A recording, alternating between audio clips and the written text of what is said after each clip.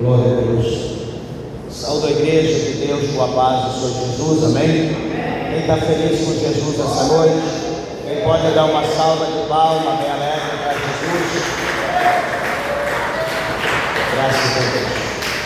Meus irmãos, grato a Deus pela oportunidade que o Senhor concede de estarmos aqui na presença de Deus, para juntos adorarmos o Senhor e prestar a Ele um culto racional. Louva a Deus pela vida, pelos livramentos, pelas bênçãos e também pelas lutas, que nós temos todo dia, e que as lutas elas não são impedimentos, mas elas são obstáculos que Deus lhe permite para que nós possamos exercitar a nossa fé e por intermédio dela nos aproximarmos, nos refugiarmos mais em Deus. E louva a Deus pela tua vida. Eu tenho certeza que Deus tem uma palavra para o teu coração, para você, todos os ouvintes da palavra de Deus. Alegre-se na presença do teu Deus, pois hoje é dia de milagre, é dia de vitória, é na vida do povo de Deus, amém? Meus irmãos, eu quero convidar a igreja para abrir a Bíblia comigo no Evangelho de São Mateus, no capítulo de número 9. Por favor, você que está com a sua Bíblia, em nome de Jesus Cristo, abra no Evangelho de São Mateus.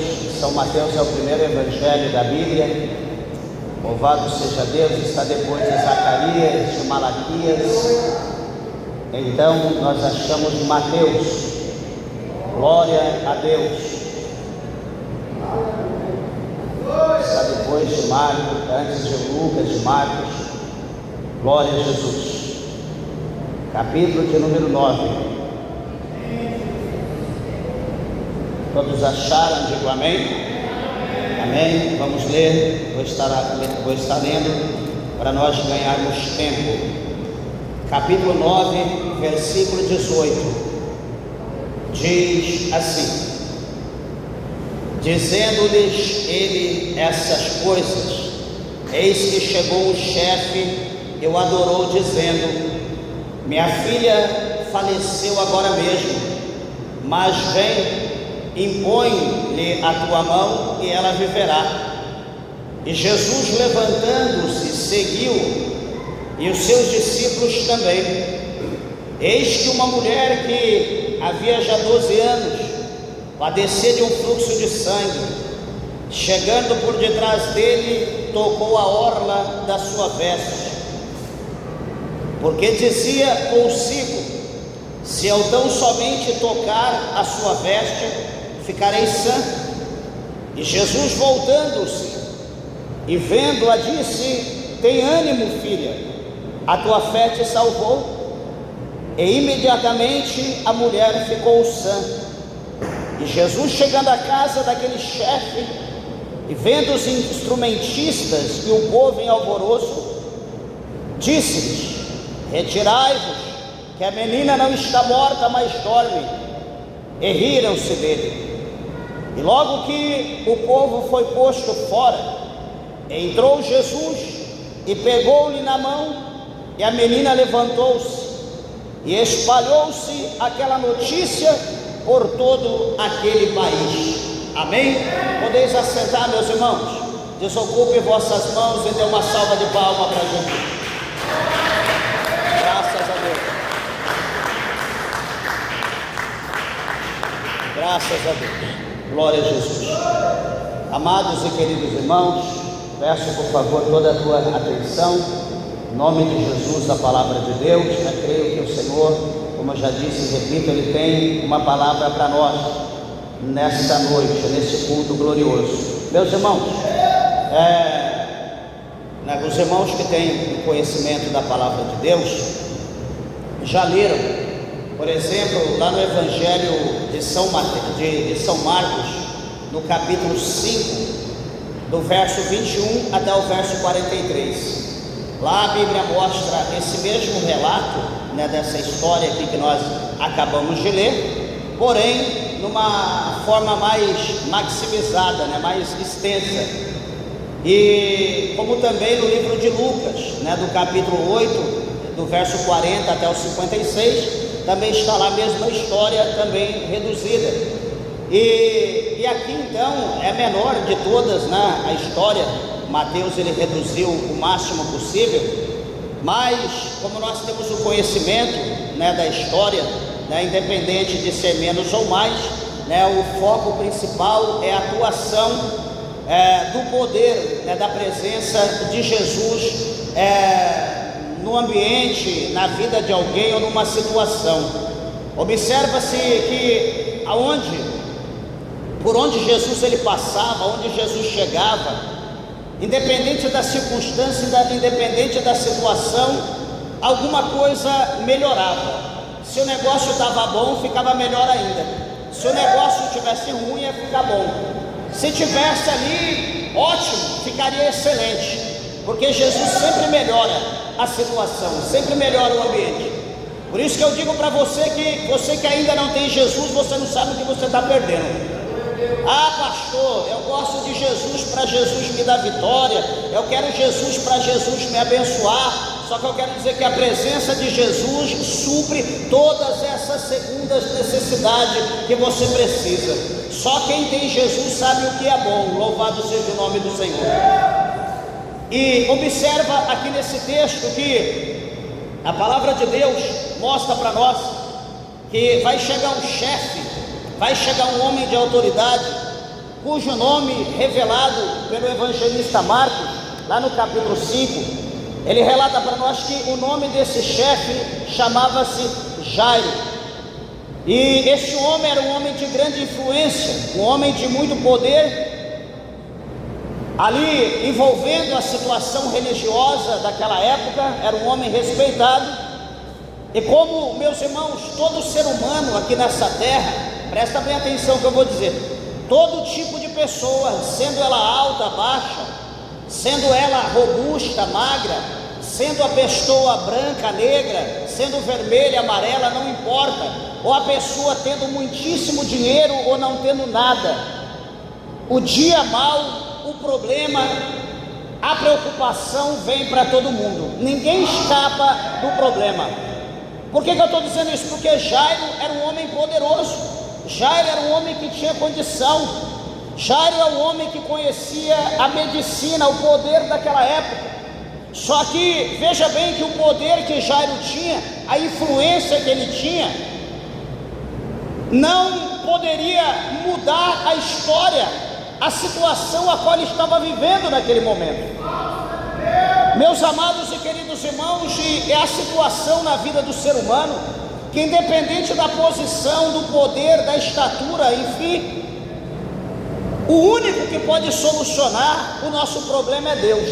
Tem coisas que ninguém, até aqueles que é mais chegado, né, por exemplo no inferno, aqueles que é mais chegado nos demônios e Satanás, eu quero dizer para você que até o próprio diabo, o próprio Satanás, o príncipe das trevas, ele também é limitado. Ele só pode agir até onde Deus ele permite. Ele não tem todo o poder. Quem tem todo o poder é Deus. Quem tem todo o poder é Cristo. E Ele está aqui nessa noite porque Ele quer revelar o poder dele na tua vida. Será que você crê? Será que você pode adorar e glorificar Deus nessa noite?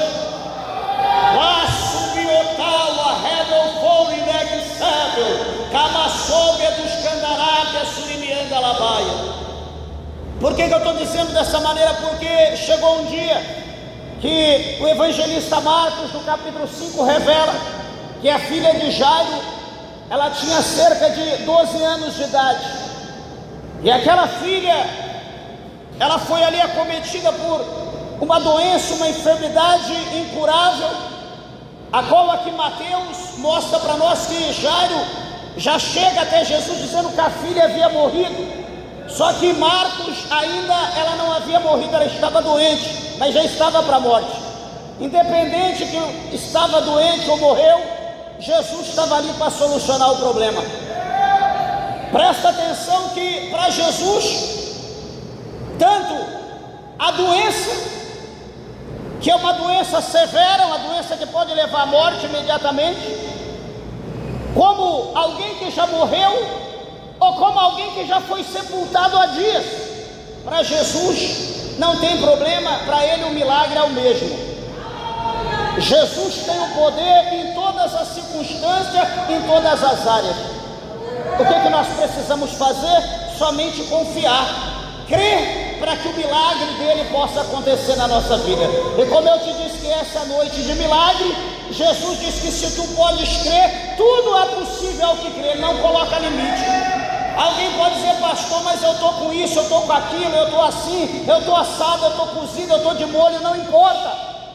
Se você crer, Jesus vai fazer algo sobrenatural na tua vida.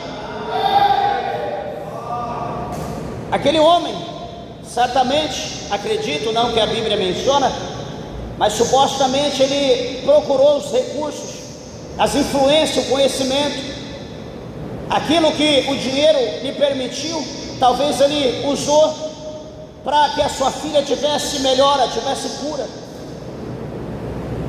Só que só teve decepção e a situação piora, e ele chega até Jesus, ele procura Jesus.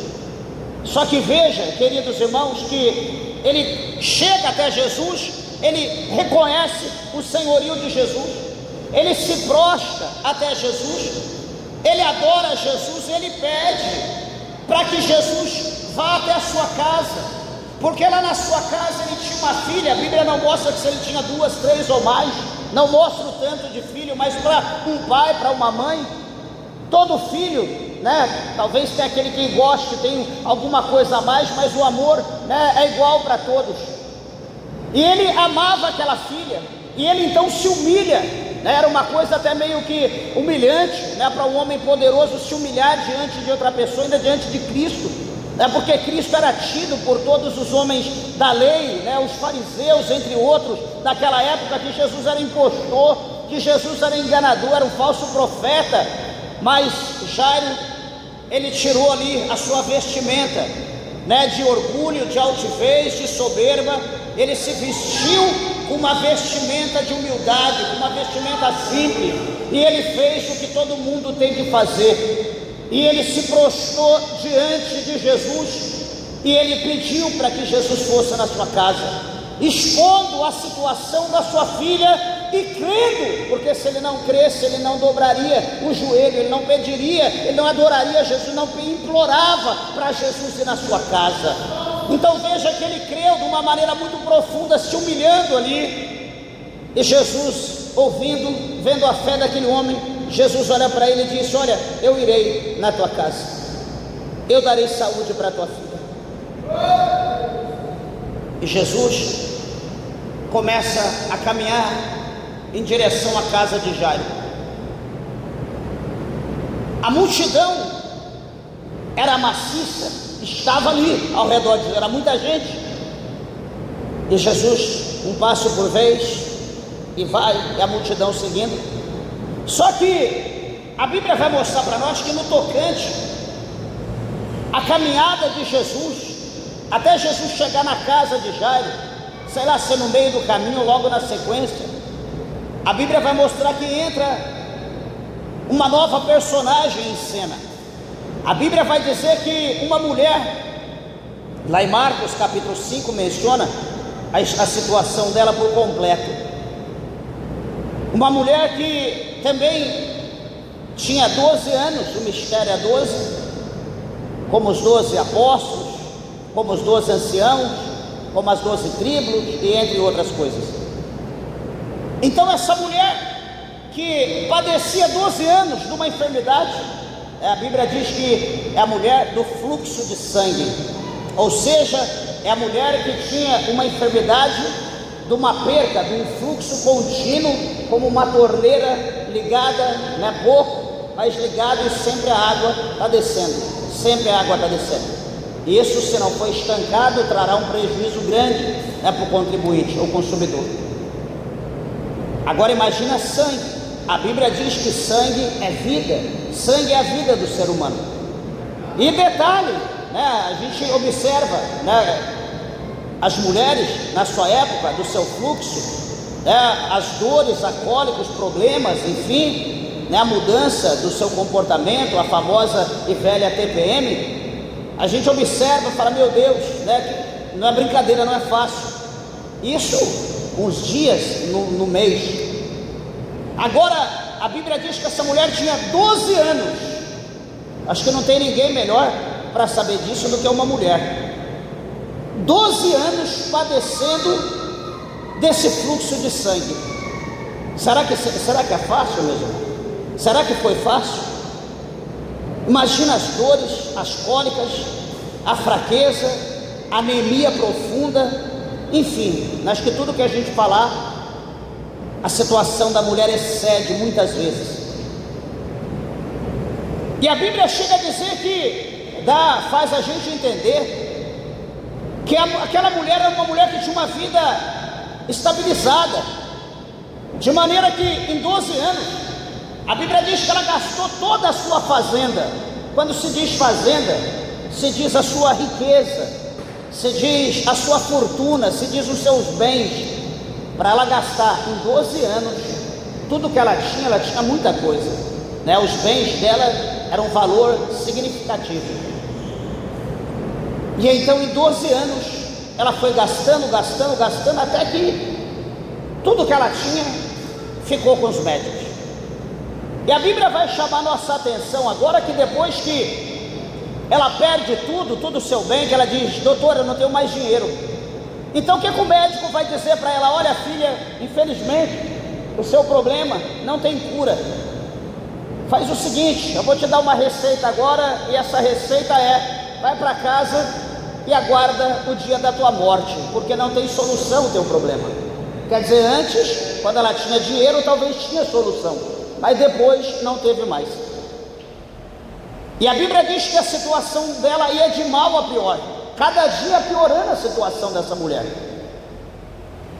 E o que vai acontecer, meus irmãos? A Bíblia vai dizer para nós que essa mulher, ela vai ouvir falar, alguém vai falar para ela, alguém vai pregar para ela, vai apresentar para ela, por intermédio de um testemunho, por intermédio de uma conversa, de uma prosa, vai mostrar para aquela mulher que havia um homem ali na região, cujo nome era Jesus Cristo de Nazaré, o Messias, o Salvador da humanidade, o Filho do homem, o Emanuel, o que traduzido é o Deus conosco, aquele que não faz acepção de ninguém.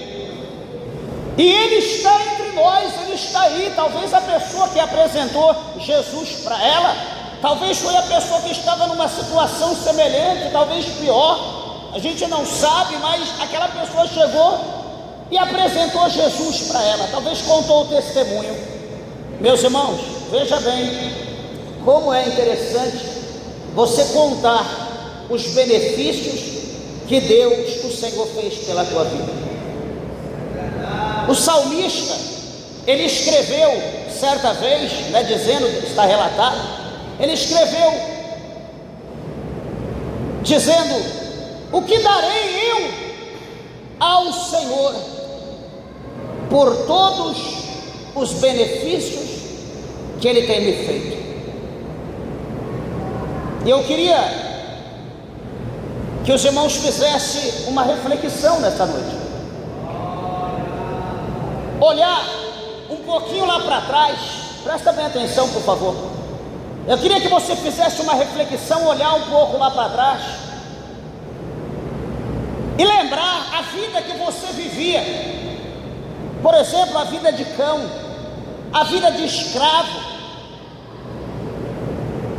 aquela vida de sovaco de aleijado, que só Deus sabe o sofrimento que ele passa com a muleta. Você olhar para trás, fazer uma reflexão e ver a vida que você vivia, a miséria, a humilhação, a perseguição. Ninguém te respeitava, te xingava. Desculpa da expressão de vagabunda, de vagabundo, que não quer nada com a vida, só quer dormir, só quer comer. E você sabe, você lembra das dores que você sentia, ouvindo as palavras de acusação, as pessoas tentando te humilhar. E lá do céu, Jesus ele viu, lá do céu Jesus contemplou, E Jesus diz: meu servo, minha serva, não temas, porque eu vou mudar a tua história, eu vou mudar o teu cativeiro. Aquele que te viu lá embaixo, aquele que te viu no monturo, te verás entre os príncipes e entre os poderosos, porque eu tenho poder de exaltar, eu tenho poder de abater, eu coloco a enfermidade, eu tiro a enfermidade, eu mato, eu curo, eu vou mostrar que eu sou o Senhor teu Deus. Aí você olha para a tua vida hoje, aí você olha o que Deus fez por você, a mudança radical, a mudança no ângulo de 360 graus, que Deus fez na tua vida. E de repente você até esqueceu do passado, de repente você até esqueceu do que você era, o que você passou. E de repente você olha para você, você acha que isso foi por tua honra, pelo teu poder, pela tua persistência, pela tua sabedoria, e de repente você acaba chegando no patamar do conhecido, famoso rei Nabucodonosor. Quem não lembra? Quem nunca ouviu falar de Nabucodonosor? O Senhor o chamou de seu servo, o Senhor deu para ele poder, deu os reinos da terra, os animais, os homens, as aves do céu, tudo estava sobre o poder de Nabucodonosor. Deus, o Senhor, levanta Nabucodonosor e usa ele como a vara para açoitar o povo de Israel por causa do distanciamento, por causa da rebeldia, porque ignoraram o poder de Deus, os benefícios que Deus fizera por eles. E então Deus levanta Nabucodonosor. Quando Deus abençoa, Nabucodonosor está abençoado.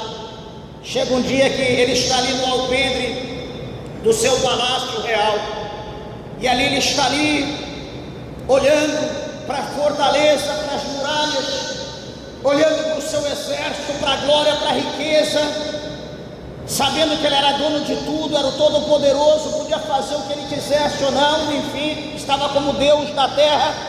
Ele olha para tudo aquilo, ele abre a sua boca, sendo ali supostamente usado pelo cão, pelo diabo, porque veja bem, meus irmãos, que o diabo às vezes ele faz isso, ele pega o homem, coloca o homem lá em cima. Quando o homem está lá em cima, ele joga o homem na lama e chama todo mundo. Olha lá, ó, está igual um porco na lama. Às vezes o diabo ele faz isso com as pessoas. Você acha que não? Aí Nabucodonosor está lá no alpendre do seu palácio, olha para tudo aquilo e diz: não é essa a grande Babilônia que eu construí com a força do meu braço, para a glória do meu nome? Ué, mas cadê Deus? Quem deu tudo? Quem abriu as portas? Quem deu a vitória? Quem foi na frente pelejando? Quem colocava as nações na mão de Nabucodonosor era Deus.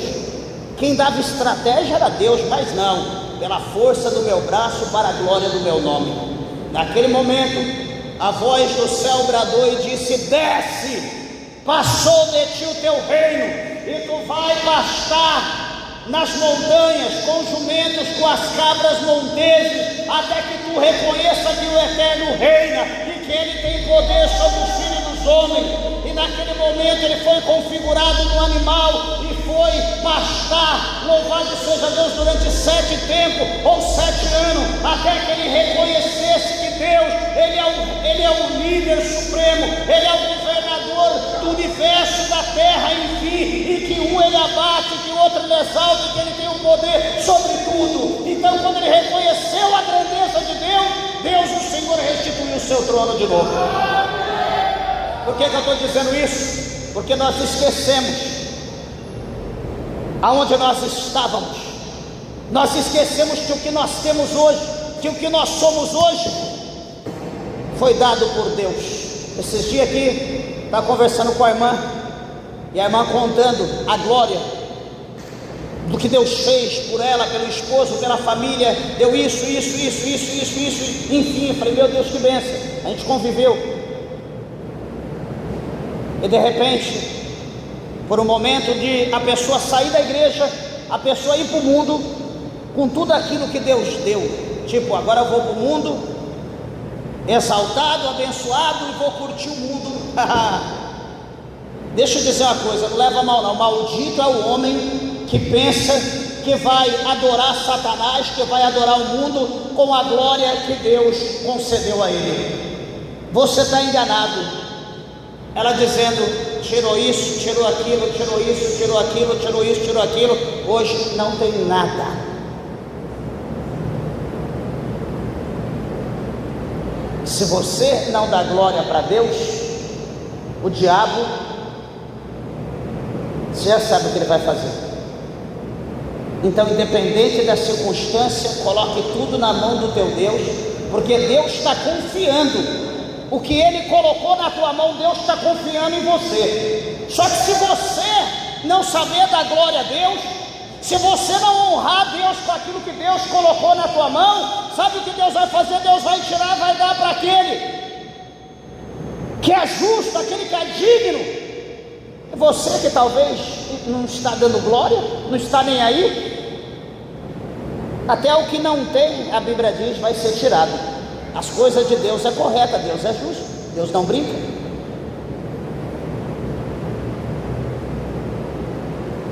Deus abre uma porta de emprego, a gente não fala nada. Deus abençoa com salário, a gente não fala nada. A gente esquece até de dar oferta, até de ser dizimista na casa de Deus. É como se Deus tivesse obrigação de dar. Deus não tem obrigação não, meus irmãos. A responsabilidade é de cada um. A responsabilidade é de cada um. Só que a gente faz voto com Deus. A gente não cumpre, tranquilo. Amanhã o problema vai vir de novo. Vai vir outro problema. O que Deus dá para nós não é eterno, é momentâneo. São fases. O que vai acontecer? Aí nós vamos chegar diante de Deus, tenho que falar com a mesma cara lavada, com aquela mesma cara lá atrás, e vamos falar para Deus: Senhor, o Senhor sabe, né? Estou aqui, vou fazer um voto. Se o Senhor abençoar, se o Senhor der vitória, se o Senhor fizer assim, e Deus está olhando e fala: eu te conheço, infeliz, eu lembro da tua história lá atrás. A gente pode enganar pessoas, mas a gente não engana Deus. Deus não se deixa enganar. A Bíblia diz que Deus não se deixa escarnecer. O que o homem semear, certamente ele vai ceifar. Deus é justo, ele não é injusto. E o nosso testemunho tem que ser falado na igreja, para as pessoas, no trabalho, aonde a gente for. Nós temos que mencionar os feitos de Deus, as obras de Deus na nossa vida. Nós não podemos ocultar. Se é aquele crente secreto, sabe aquele crente secreto que ele só é crente dentro da igreja? Aonde ele está, em qualquer outro lugar, ninguém sabe que ele é crente. Está no meio de cara que fala de futebol, ele está falando de futebol. Está no meio de uma galera que fala de TV, de novela, ele está falando de novela. Está na roda de gente falando piada, ele está falando piada, rolando no chão, dando risada. É assim. Aí quando chega na igreja, ele, é mesmo, sou crente. Nós não podemos agir dessa maneira. Nós temos que ser a mesma pessoa em todos os lugares. Olha aqui como é interessante. Deram o testemunho a mulher do fluxo de sangue, e aquela mulher, ela creu naquele testemunho, foi informado para ela de um homem chamado Jesus, e ela então fez um voto. Ela então colocou um propósito no seu coração, e ela disse: eu vou até Jesus, eu vou até Jesus Cristo, o Salvador, e eu creio que eu vou tocar na orla do seu vestido, e eu serei curada desse mal, dessa enfermidade. Esse foi o voto da mulher. Ela votou dessa maneira. Qual era o voto? Tocar na orla de Jesus e ser curado. Esse era o voto. Só que detalhe, ela precisava ir até Jesus. Ela precisava ir, tinha um preço a ser pago. Ela poderia mandar aquela pessoa que testemunhou, que anunciou Jesus para ela, poder dizer: eu estou aqui, está vendo? Estou numa prova terrível. estou fraca.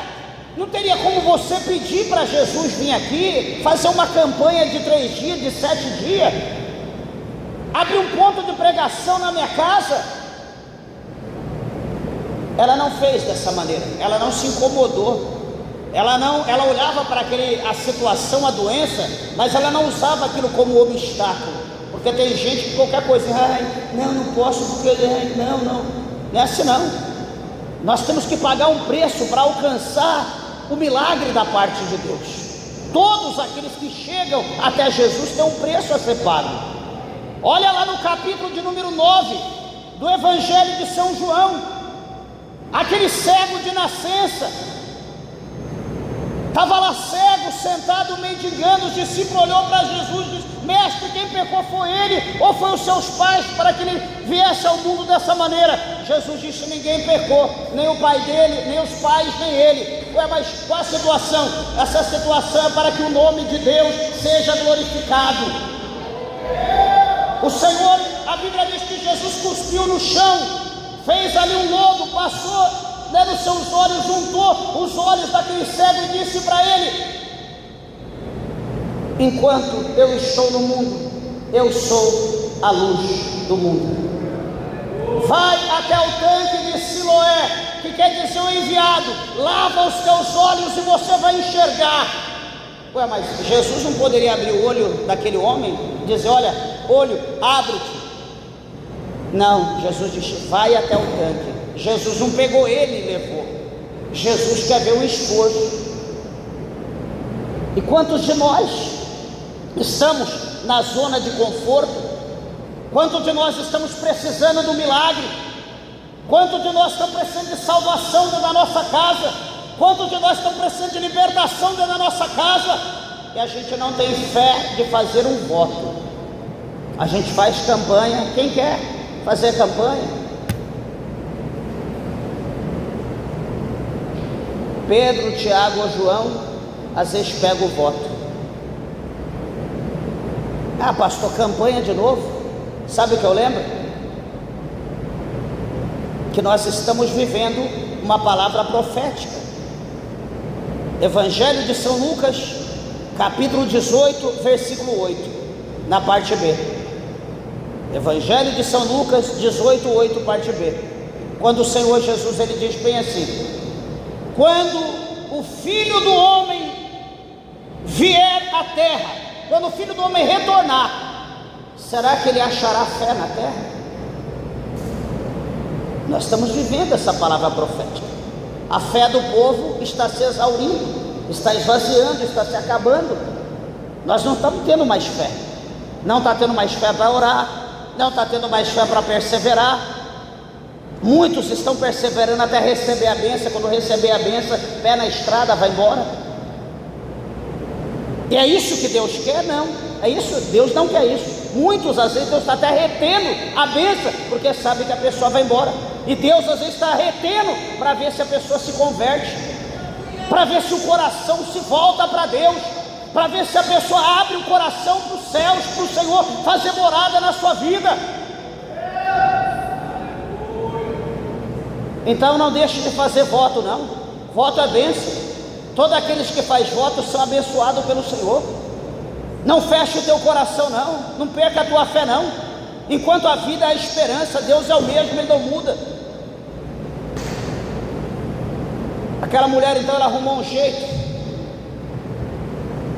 A Bíblia não menciona os detalhes, mas podemos imaginar a fraqueza, a dificuldade para ir, sabe lá Deus, aonde Jesus estava.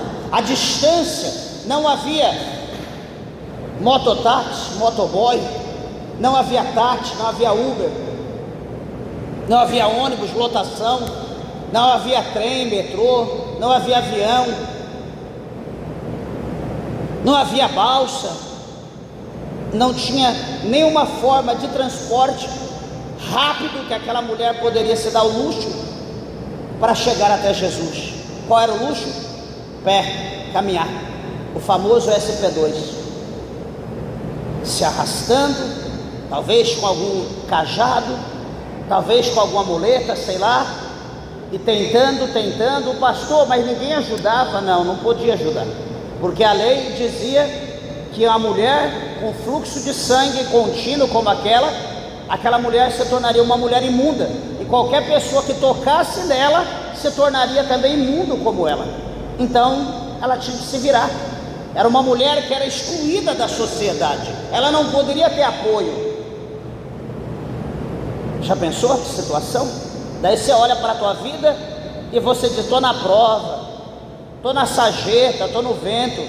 Será que você está mesmo? Dá uma lida na Bíblia, dá uma passadinha na história da Bíblia, olha para a tua vida, olha a bênção que você está. Você tem uma casa, tem um teto, você tem filho, você tem mãe, tem pai, tem marido, tem esposa. Por mais que esteja difícil, mas você tem alguém. Você tem meios de comer todo dia, de sobreviver, recurso para tomar um remédio, sei lá, enfim, fazer uma consulta. E essa mulher, olha a situação que ela se encontra.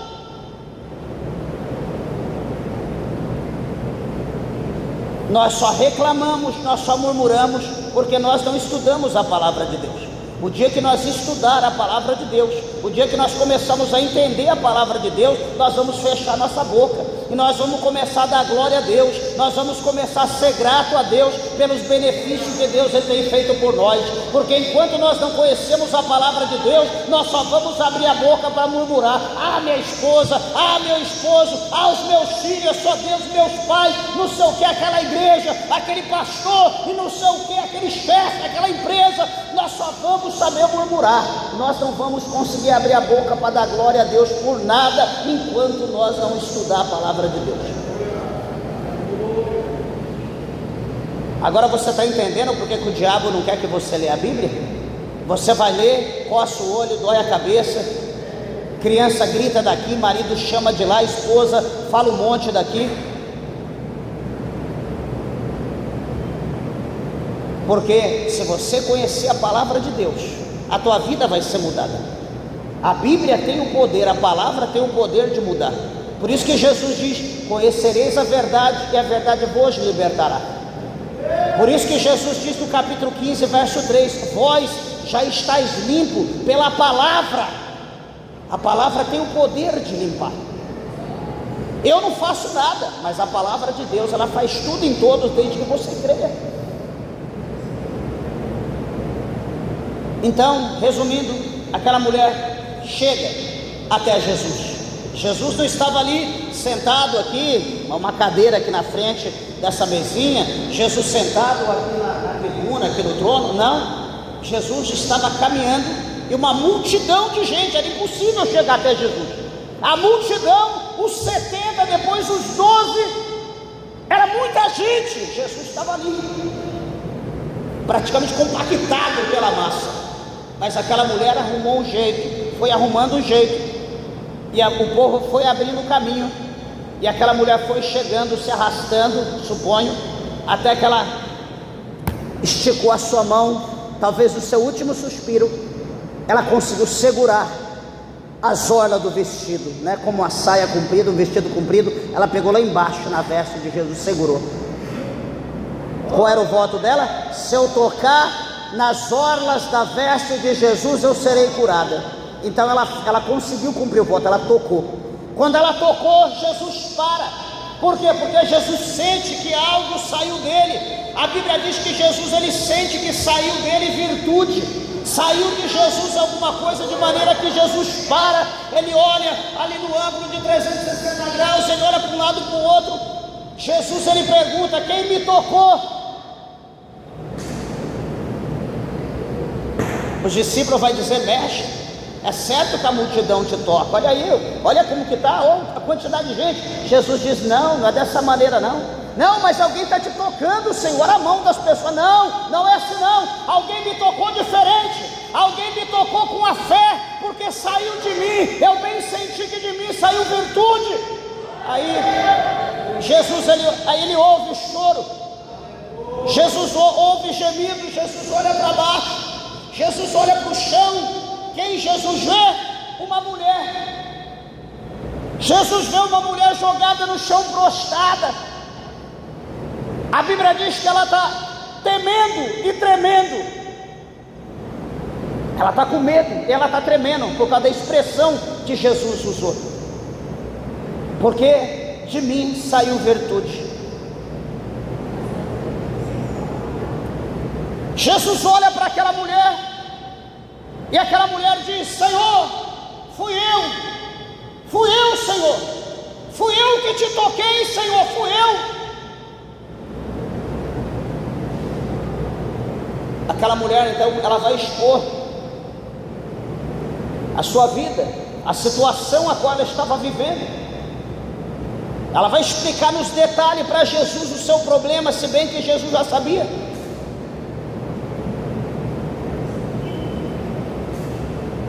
Então, quando ela conta toda a história, Jesus vai dizer: filha, vai em paz, a tua fé te curou. Louvado seja Deus. Aquela mulher se levanta, ela chegou ali se arrastando, e provavelmente ela saiu de pé, fortalecida, renovada, talvez com vigor que ela nunca teve na sua vida. Porque quando Jesus faz perfeito, não faz de qualquer maneira. Jesus faz o que é bom, o que é perfeito, para o nome dele ser glorificado na terra. E aquela mulher então volta, renovada, vai embora alegre, feliz, e certamente ela passa a ser uma seguidora do Senhor Jesus Cristo de Nazaré. Mas espera aí, meus irmãos, o negócio não encerra. Naquele momento, quando Jesus está despedindo aquela mulher, a Bíblia vai mostrar para nós que vem criados, vem servos de Jairo. Lembra que a história, Jesus está indo para a casa de Jairo para visitar a sua filha que está doente, que está para morrer, ou que já está morta. Jesus está indo para a casa de Jairo, despede aquela mulher. De repente vem criados, servos de Jairo, que foi enviado pela esposa de Jairo encontrar Jairo. E aquele criado chega e diz para Jairo: meu senhor, meu mestre, ou enfim chefe, ou senhor Jairo, foi dito ao Senhor, é dito ao Senhor que não importune mais o mestre, não precise mais importunar Jesus Cristo, porque a tua filha já não está mais entre nós, a tua filha não vive mais, a tua filha morreu. Deixa o mestre, vamos para o funeral. Jesus está junto com Jairo. Jesus olha para Jairo e diz: Jairo, fique tranquilo, não se preocupes, crê somente. Meus irmãos, isso é coisa para crente. Você vê o mal, a evidência, a prova. Você está ali, você vê que não tem mais jeito, e Jesus tranquilo diz: fique em paz, somente creia. Será que você teria coragem, teria fé para ficar tranquilo, para ficar em paz, sabendo que a tua filha que você ama, que tu ama muito, ela expirou, já não está mais entre nós? Será que você teria calma, tranquilidade, paciência? Será que você confiaria em Jesus?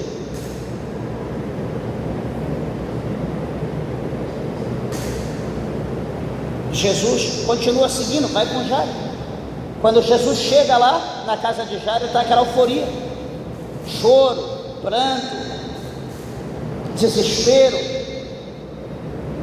Quando Jairo chega, a mulher corre, abraça ele: minha filha, nossa filha morreu, você demorou, tivesse vindo antes.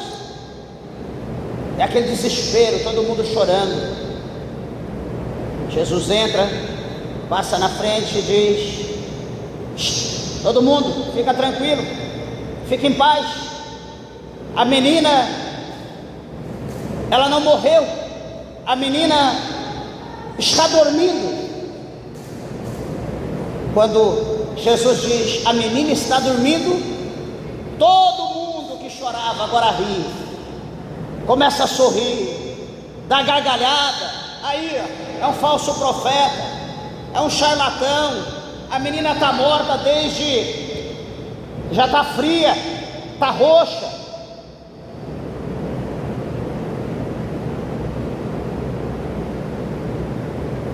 Jesus manda todo mundo sair.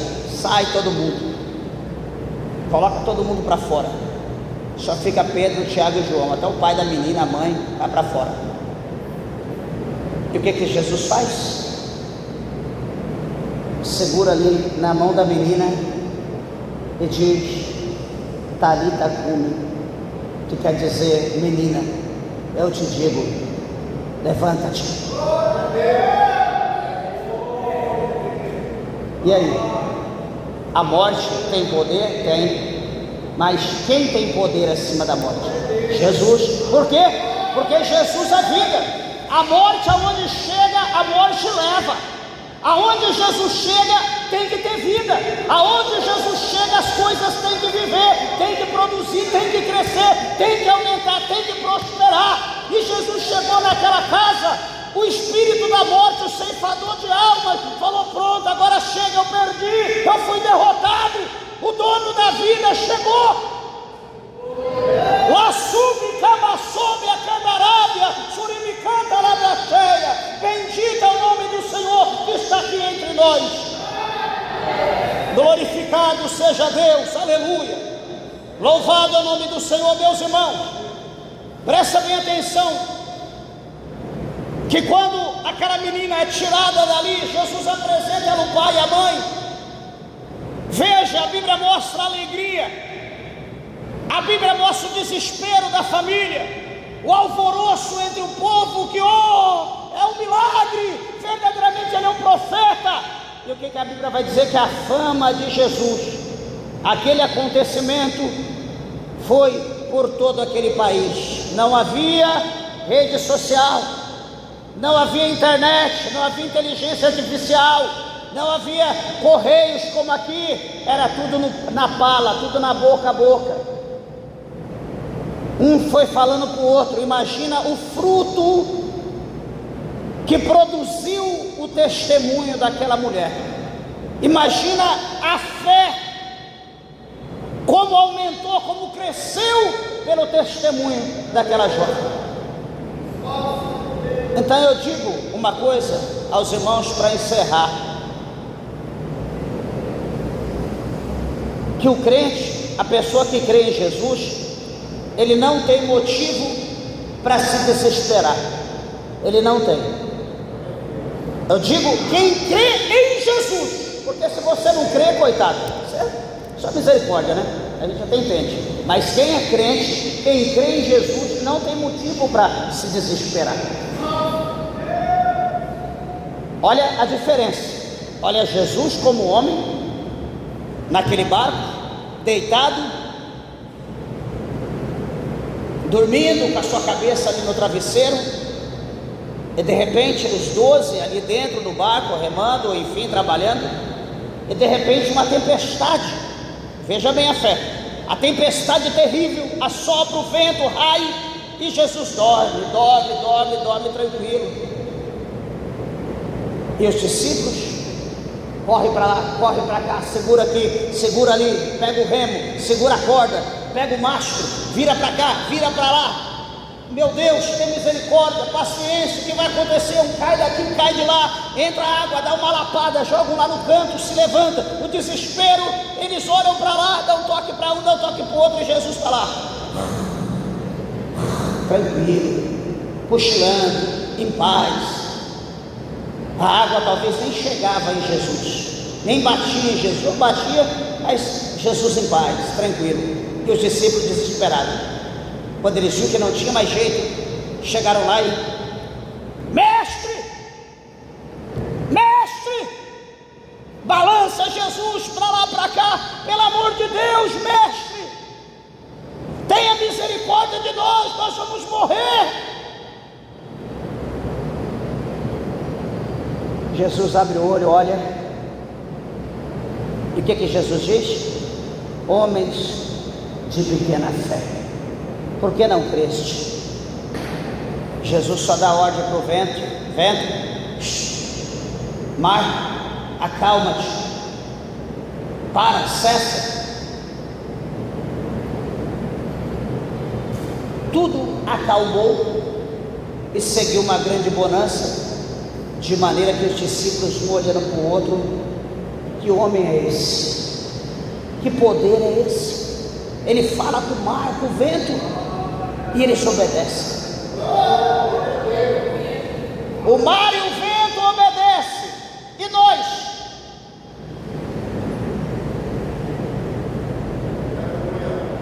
Jesus tem uma obra na tua vida, Jesus tem um plano na tua vida, Jesus te chama para a salvação. Você obedece? Deixa para amanhã, deixa para depois. Você está esperando o diabo abrir a tua cova e te levar para o inferno para você aceitar Jesus? Você acha que o diabo está brincando com a tua alma, está brincando de ser diabo? Você acha que o espírito da morte está brincando de espírito da morte?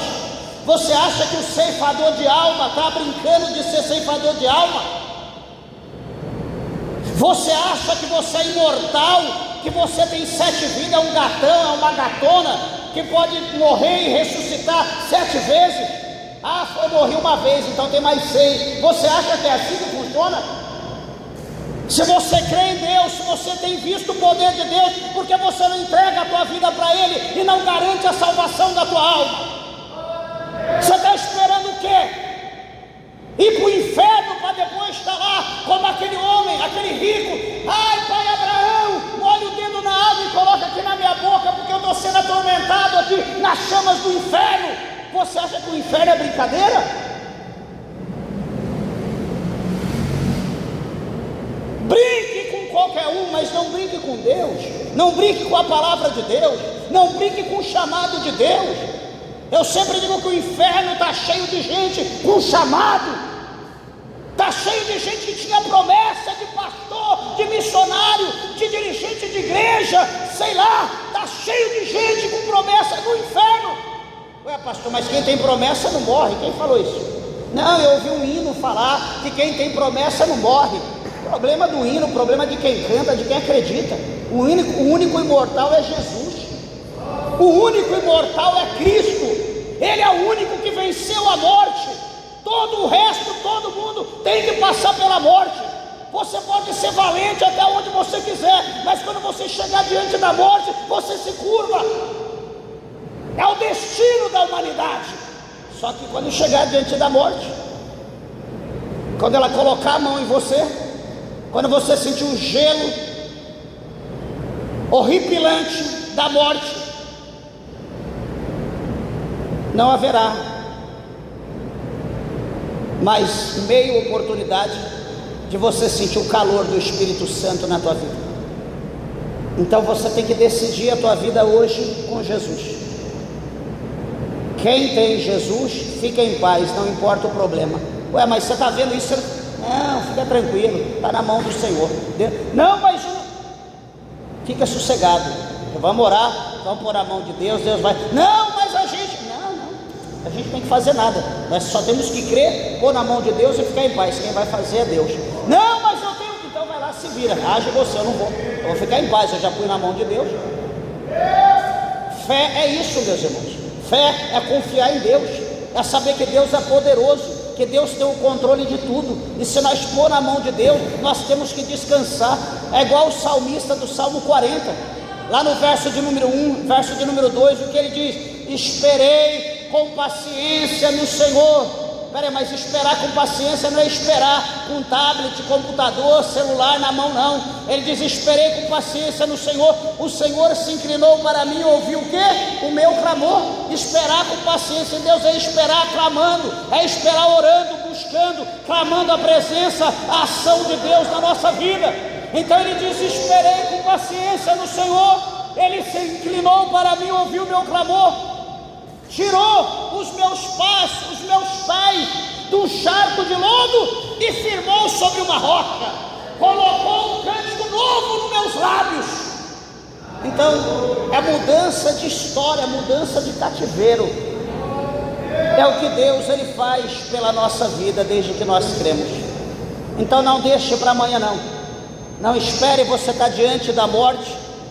Não espere a sepultura estar aberta para que você possa tomar uma decisão, que aí vai ser tarde. Enquanto a vida é esperança, E como eu disse no princípio, só quem tem Jesus sabe como é bom ter Jesus na sua vida, como é prazeroso ter Jesus na sua vida. Então abra nessa noite o teu coração, você ouvinte, você minha irmã, meu irmão, abra o teu coração, deixa Jesus fazer morada. Ano novo, vida nova, vida com Cristo. Ah, pastor, mas o meu problema não tem solução. Não tem para você, não tem para a terra, mas para Deus tem, porque foi Ele que nos fez. Ele sabe onde está o problema. E detalhe, Ele vai tirar, vai colocar peça genuína, vai colocar um coração novo, vai te dar nova mentalidade, vai te dar novo sentimento. Ele vai fazer tudo novo na sua vida. E você vai falar: meu Deus, por que eu não fui para a igreja antes? Quanto tempo eu perdi? Então que Deus, o Senhor, possa te abençoar por intermédio da sua palavra, e que você possa receber Jesus na tua vida, e que você possa ser grato a Ele por tudo quanto Ele fez, está fazendo pela tua vida, pelos teus, enfim, nessa terra. Amém? As horas se foram, meus irmãos. Que Deus abençoe a todos. As palmas, bem alegre, exalta o nome do Senhor, bem alegre para Jesus.